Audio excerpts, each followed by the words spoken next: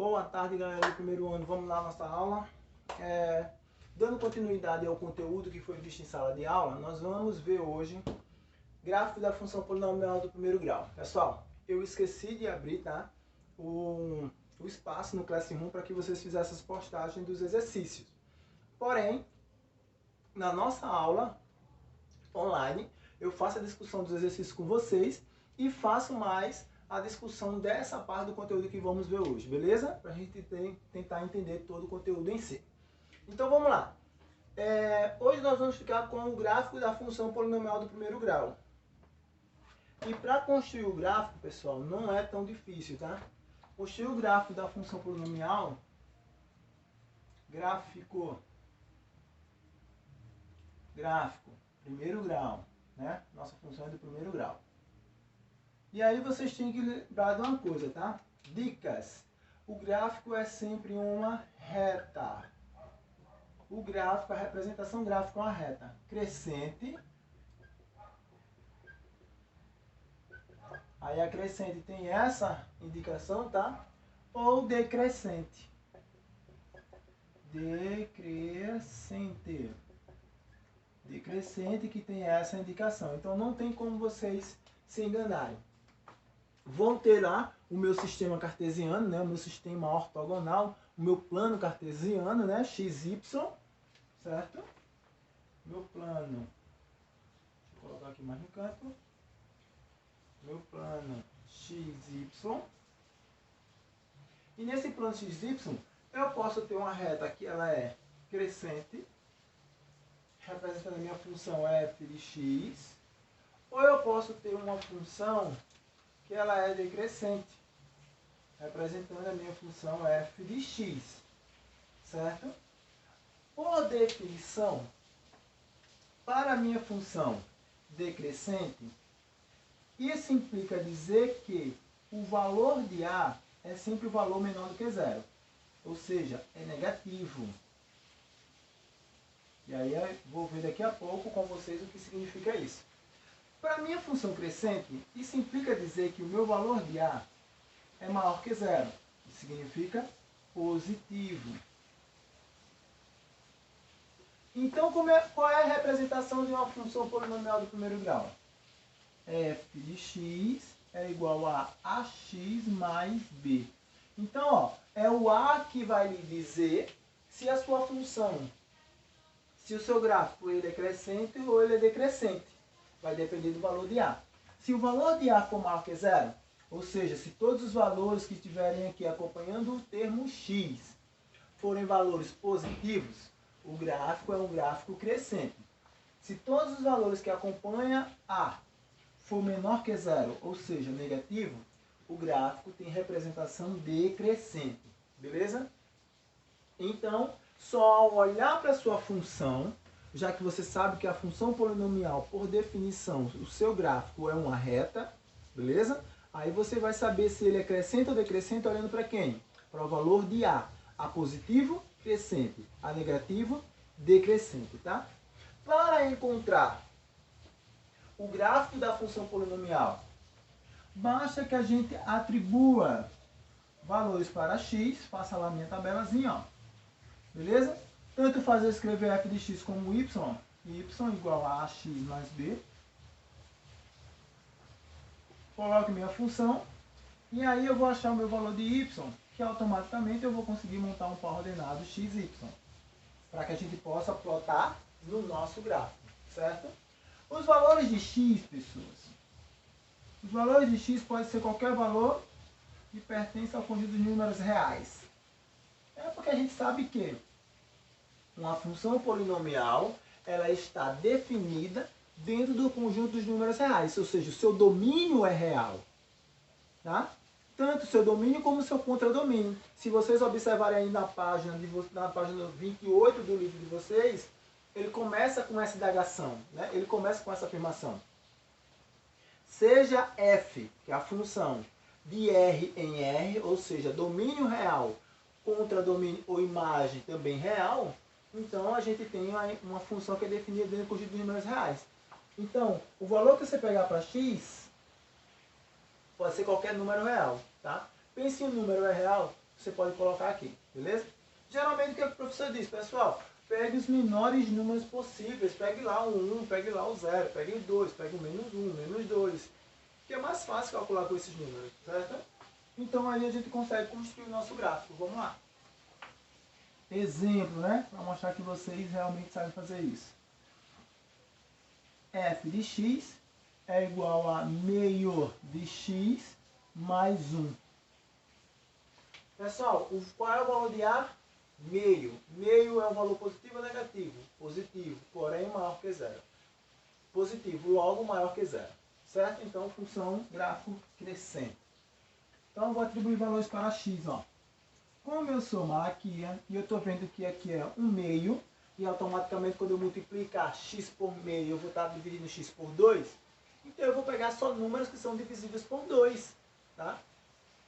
Vou pegar aqui, ó, o menos 4, o menos 2, o 0, o 2 e o 4. Facilita a minha vida, tá? Porque eu tenho um entendimento da função que eu estou fazendo. Por isso que é bom prestar atenção na definição em si. Preste atenção que você consegue enxergar isso. Então, meu y é igual a meio de x mais 1.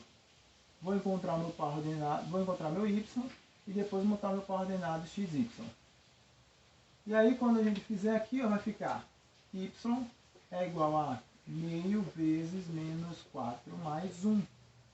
Esse cara vai ficar meio vezes menos 4, que vai dar menos 4 meios. Menos 4 meio vai dar menos 2. Menos 2 mais 1 dá menos 1. Ordenado, menos 4, menos 1. Eu faço isso com demais. Quando eu fizer com 2, ele vai me dar 0. Então eu vou ter para ordenado menos 2, 0. Quando eu fizer com 0, vai me dar 1. Para ordenado 0, 1. Quando eu fizer com 2, vai me dar 3. Para ordenado 2, 3. Quando eu fizer com 4, não, quando eu fizer com o 2, vai dar 2. Ordenado 2, 2, né? Quando eu fizer com 4, aqui vai dar 3. Então, ordenado 4, 3. E aí eu tenho meus pares ordenados e, consequentemente, eu vou plotar, né? Vou fazer o esboço do meu gráfico. Vamos lá fazer o esboço do gráfico.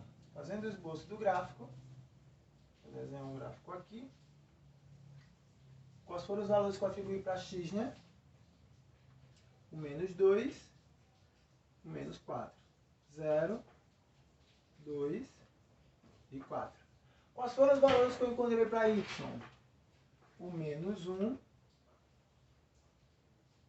menos 1, 0, 1, 2 e 3. E aí eu saio ligando os pares ordenados. O menos 4 está ligado ao menos 1.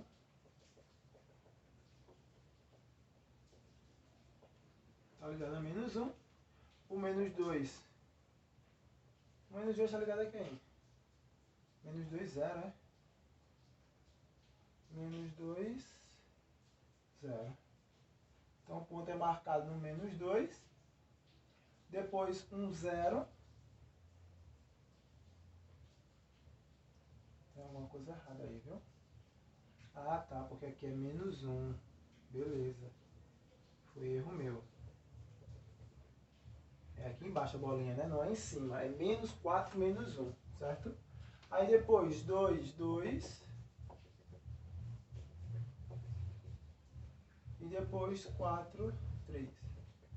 E aí, ó, eu tenho uma reta crescente, como eu havia dito, já que era meio, né? Representando o meu gráfico. Então, observe que a construção do gráfico não é nada demais. Professor, quantos valores eu tenho que pegar? Da definição matemática, ele diz que uma reta fica bem definida só com 2 pontos, né? Precisa apenas de 2 pontos para traçar uma única reta. Tranquilo. Só que, para a representação do esboço do gráfico, eu aconselho a vocês a pegarem 5 ou mais de 5, porque aí fica uma representação com várias informações, certo? Apesar que só precisava de 2 pontos, poderia ser apenas esse ou esse, tá? Mas aí fica bem definido, você fica mais bem representado com a maior quantidade de informação possível. Certo, pessoal? Então esse aí foi o nosso tópico. E aí ele vai dizer o seguinte, ó. Ponto de intersecção da reta com os eixos. Vamos lá falar sobre o ponto de intersecção, tá?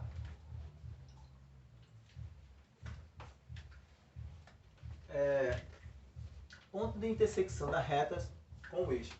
Olha só. A reta toca o eixo Y em 1. Vou dizer como é que você encontra esse 1 só olhando para a função. E a reta toca o eixo X em 2. Vou falar como é que você encontra esse 2 observando a função. Lembrando que essa é a reta X e essa é a reta Y. Qual foi a minha função? F de X é igual a meio de X mais 1. Certo? Essa é a minha reta. Pessoal, a reta toca o eixo Y em 1 porque o 1 é o meu termo independente da função. Tá lá, ó. Mais 1. Sempre é no valor de B, tá? Dada a função f de x igual a ax mais b, o y sempre toca, a reta sempre toca o eixo y no ponto B. Se o ponto B for positivo, toca nessa parte de cima. Se o ponto B for negativo, toca nessa parte de baixo. Tá? Sempre é no ponto B. E para tocar o eixo x, eu preciso encontrar a raiz. Lembra lá que a raiz é dada por menos b sobre a. Então, por definição, eu vou ter menos 1 sobre meio. X é igual a menos 1 vezes 2 sobre 1. X é igual a menos 1 vezes 2 é menos 2, sobre 1, né? É menos 2. E não foi no menos 2, ó. Então, esse cara aqui, ó, é chamado de raiz. Então, isso quer dizer que o meu gráfico da função toca o eixo x sempre na raiz da função. Beleza? Tá aqui, ó, raiz da função. Certo? E toca o eixo y sempre no termo independente da função, no termo b da função. Então, só olhar para a função, você já consegue pelo menos identificar um ponto no qual a reta vai estar passando no gráfico, que é o ponto no eixo y, é o ponto no qual a reta cruza o eixo y. Para identificar outro ponto, você pode calcular a raiz, né? Lembra que a raiz a gente pode calcular por essa relação, ou simplesmente eu posso pegar e fazer o seguinte, ó, fazer f de x se tornar zero, né? Então aí ia ficar meio de x igual mais 1 igual a zero. Logo eu teria meio de x igual a menos 1. Logo eu teria que x seria igual a menos 1 sobre meio. Quando você conservasse a primeira e multiplicasse pelo inverso da segunda, você iria obter x igual a menos 2. Então, você escolhe. Se você lembrar dessa relação, pode aplicar de forma direta. Ah, professor, não lembro da relação. Beleza. Igual a zero e resolve a equação do primeiro grau que dá no mesmo, certo? Então, não importa o caminho que você siga, a resposta vai ser a mesma. E aí você vai encontrar o ponto no qual a reta cruza o eixo x. A reta cruza o eixo x na raiz da função e cruza o eixo y no termo independente no ponto B, no termo B da nossa função polinomial do primeiro grau. Beleza? Eu acho que o livro diz isso. Vamos ver o que o livro diz aí nesse quadradinho azul da página 28. Para x igual a zero, temos o ponto da abscissa zero, que é o ponto em que a reta intercepta o eixo y. Quando x é zero, se eu calcular f de zero, vai ficar meio vezes zero, que dá zero, mais 1, que é 1. Mas aí vocês podem descartar essa definição e substituir por zero, tá? Sempre o termo independente já basta. E depois ele fala, para f de x igual a zero, que foi o que eu fiz, f de x igual a zero, nessa parte aqui, aí ele fala, temos o ponto da ordenada zero, que é o ponto em que a reta intercepta o eixo x. Mas aí mais fácil dizendo fica, calcule a raiz da função que você tem um ponto no qual a reta cruza o eixo x, certo? Pelo menos eu acho que fica mais simples. Beleza, como a gente tem a definição anterior, para a gente observar, né? lá no comecinho, aqueles exercícios lá que eu passei para vocês, para a gente discutir na aula. E aí não vou prolongar muito o assunto, vamos parar aqui em gráfico da função. Porque depois a gente vai entrar em função do segundo grau, e aí a gente vai ter que dar uma andadazinha, né? Aumentar em equação, beleza. Próxima videoaula vocês irão ver isso. E aí eu vou deixar como exercício para vocês discutirem. Lembrem que, se vocês revisarem os exercícios resolvidos, ele lhe dá apoio para que vocês possam fazer os exercícios que eu vou passar para vocês, certo? Então, primeiro, antes de tudo, revise os exercícios resolvidos para que você tenha um entendimento da situação na resolução de questões e depois passem para a resolução dos exercícios que eu vou passar para vocês. E aí eu quero que vocês resolvam os exercícios que estão na página 30, página 30 e página 31, certo, pessoal? Esse exercício aí para a gente discutir para a próxima aula. Página 30 e 31, certo? Faça o exercício e até a nossa aula.